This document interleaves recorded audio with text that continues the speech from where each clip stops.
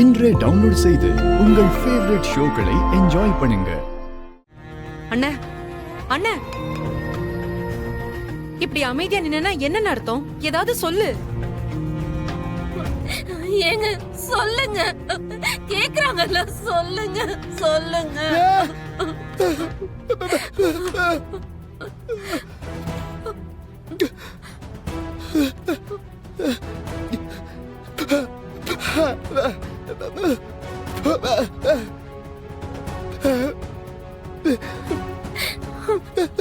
ஐயோ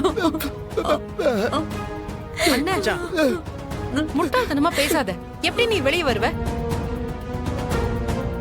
இது ஜெயில்ன, அவ்வளவு ஈஸியாலாம் வெளியே வர முடியாது. ஆக்சிடென்ட் கேஸ்ல அவ்வளவு சீக்கிரமா ஜாமீன் கிடைக்காதுன்னு. இந்த பாரு, யாரோன்னு நம்ப வச்சு ஏமாத்திருக்காங்க.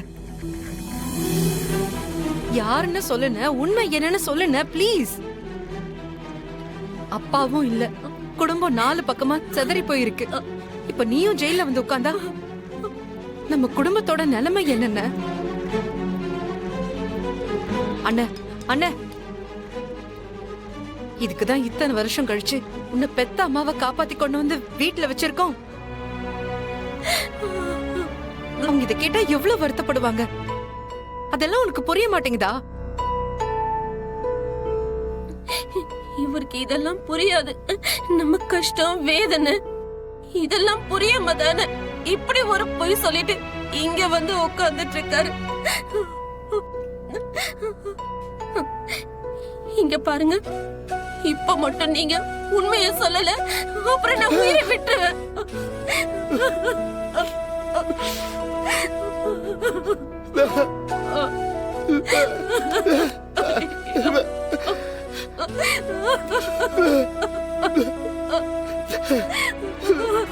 நம்ம எல்லாரையும் இப்படி ஒத்தையில விட்டுட்டு ஜெயில போய் உட்கார்ந்துருக்கானே,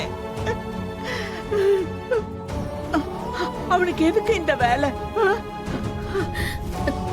அக்கா, நீ அண்ணன் கிட்ட பேசினியா? அன்னைக்கு என்ன ஏதுன்னு காரணம் சொல்லிச்சான்? அஞ்சலி, அவர் ஒரு காரணம் சொல்ல மாட்டேங்கிறாரு. எவ்வளவோ கேட்டு பார்த்துட்டோம், ஒரு விஷயமும் தெரிய மாட்டேங்குது. ஆனால் அவர் எங்கே இருக்காருன்னு கண்டுபிடிச்சிட்டோம்ல, எப்படியாவது வெளியே கொண்டு வந்துடலாம். கவலைப்படாதீங்க மாமா, நான் அண்ணன் கிட்ட பேசுறேன். வாங்க, நம்ம உடனே ஜெயிலுக்கு கிளம்பலாம். யார்கிட்டயும் சொல்லாத விஷயத்தை கூட அண்ணன் என்கிட்ட சொல்லும்.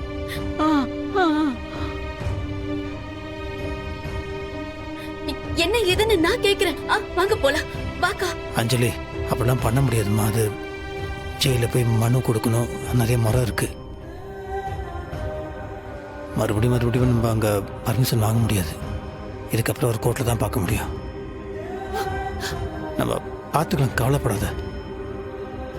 முருக மச்சான் எப்படியாவது வெளியே கொண்டு வந்தே ஆகணும். நான் இருக்கேன்ல, நான் பார்த்துக்கிறேன்.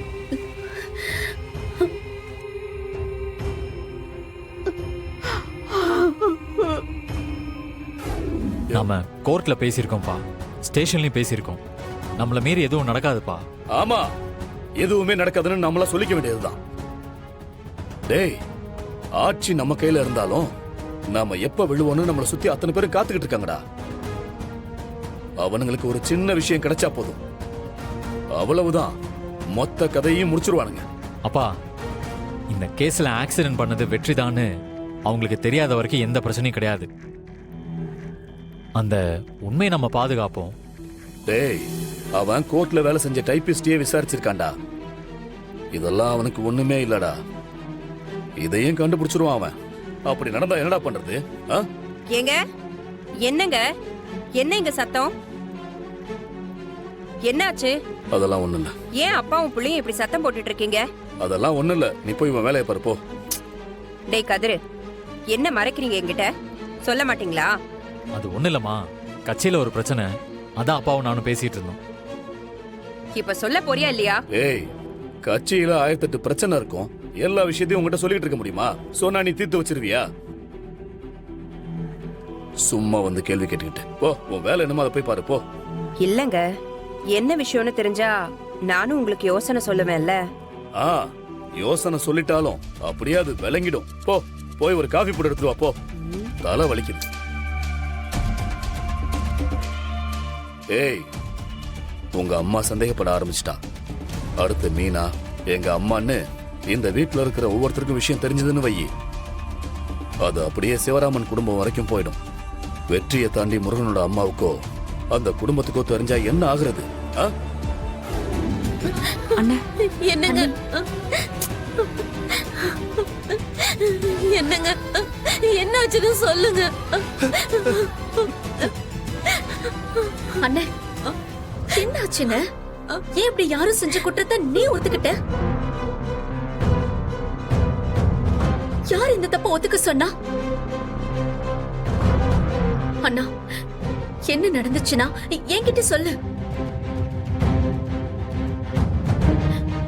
உன்னை பார்க்காம அம்மாவும் பாட்டியும் 2 பேரும் சாப்பிடுறதே இல்ல.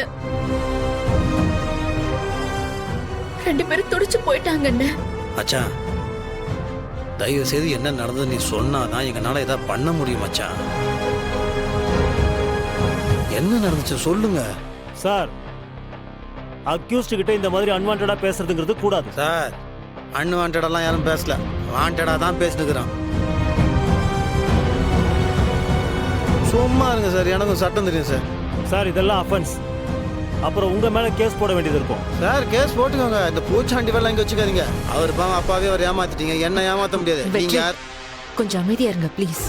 குற்றம் சாட்டப்பட்ட முருகன் நவம்பர் மாசம் 29ஆம் தேதி ஒரு காரை ஓட்டிட்டு போய் பிசினஸ்மேன் ஸ்ரீகாந்த் ஓட்டிட்டு வந்த காரின் மீது பர்பஸாகவே ஆக்சிடென்ட் பண்ணியிருக்காரு.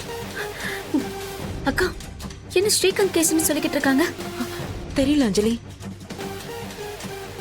அந்த ஆக்சிடென்ட்ல ஒரு அம்மா, ஒரு பையன், அந்த பையனோட குழந்தைன்னு 3 பேர் பாதிக்கப்பட்டிருக்காங்க.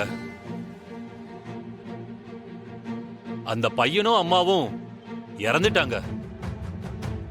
அந்த குழந்தை மட்டும் உயிர் பொழைச்சிருச்சு மை லார்ட். குற்றவாளி என்ன சொல்றாரு? சரியான சாட்சியங்கள் இருக்கா? குற்றவாளியே குற்றத்தை ஒத்துக்கிட்டாரு மை லார்ட்.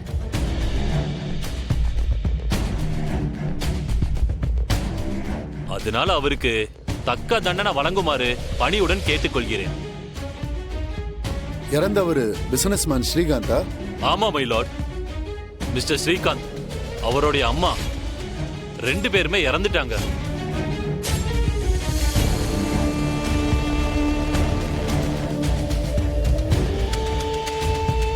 ஏன்பா, அவரை ஆக்சிடென்ட் பண்ணி கொல்ற அளவுக்கு அவர் மேல அப்படி என்ன கோபம்? சொசைட்டில அவர் நல்ல மதிப்பு மரியாதையோட இருக்காரு. நீ கொல்ல வேண்டிய அவசியம் என்ன?